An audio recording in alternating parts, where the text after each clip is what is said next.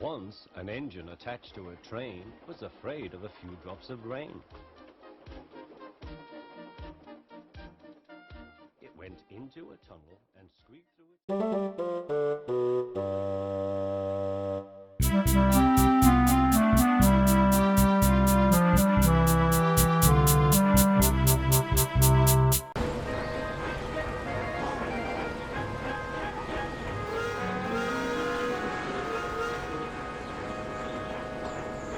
Derek the Diesel sat at the works feeling glum.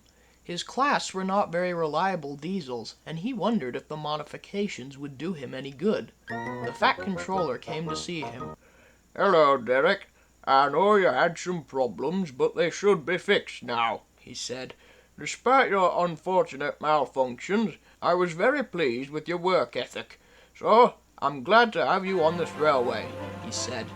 "Now, you'll be on your way to Edward's branch line." "Yes, sir," said Derek as he left. He was feeling quite well as he cruised along the main line.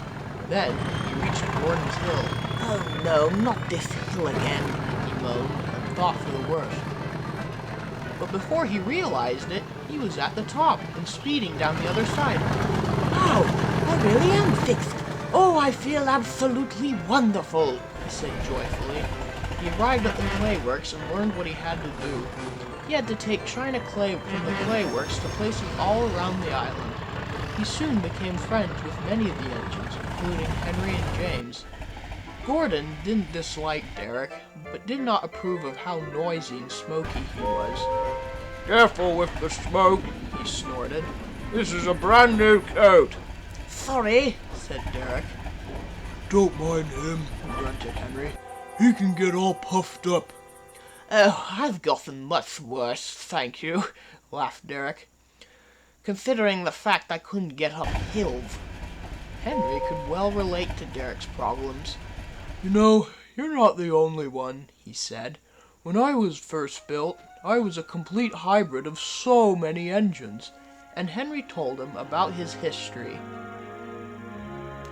Later, Derek pulled into Wellsworth Station with some china clay trucks.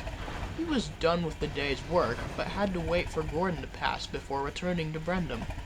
"He's coming by with the non-stop service," said Edward. "What does that mean?" asked Derek. "It means that it goes directly from Knapford to Vickerstown without any stops between. Gordon takes it once a day." Just then, they heard Gordon's whistle. "Here he comes," said the Fat Controller, who happened to be at the station. Gordon rushed through the station with a roar. But something didn't seem normal. "That's strange. Gordon didn't have a brake coach," said Edward. "Maybe he just didn't take one," replied Derek. "That would be against railway regulations," corrected the Fat Controller. "All express trains are required to have a brake coach, so—" But before he could finish, Edward interrupted. I think I found the brake coach." "Oh, Gordon!" bellowed the Fat Controller. There, slowly rolling into the station were the last two coaches of Gordon's train. The guard braked them to a stop at the platform. The passengers were furious. "The coupling must have broken," said the guard. "Indeed," grumbled the Fat Controller. "We must get the passengers back to their train. Oh dear, this will be difficult. By the time Gordon realizes, he may already be at Vickerstown." "I'd definitely do it, but I'm about to leave with these passengers for Brendam," said Edward. "Yes, don't delay any more passengers, Edward. Go on ahead." "Do you think you can do it, Derek?" asked the Fat Controller. I think so. Hitch me up," replied Derek. So Derek pushed the coaches along the line furiously. He charged up Gordon's Hill. The passengers were anxious, so were the coaches. "We're already late. We mustn't be dreadfully late," they said. "I'm trying. I'm going as fast as I can," panted Derek as he ran down the other side of the hill. As he approached Marin, there was no sign of Gordon. "Bother! We must keep going," he said as he rushed through.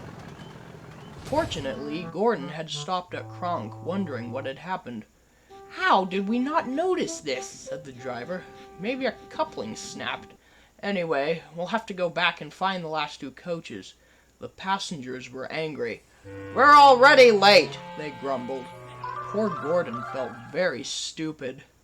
"Come on, boy, let's go find our stranded passengers," said the driver. He was just about to start when the station guard waved a red flag. There, in the distance, was Derek with Gordon's coaches.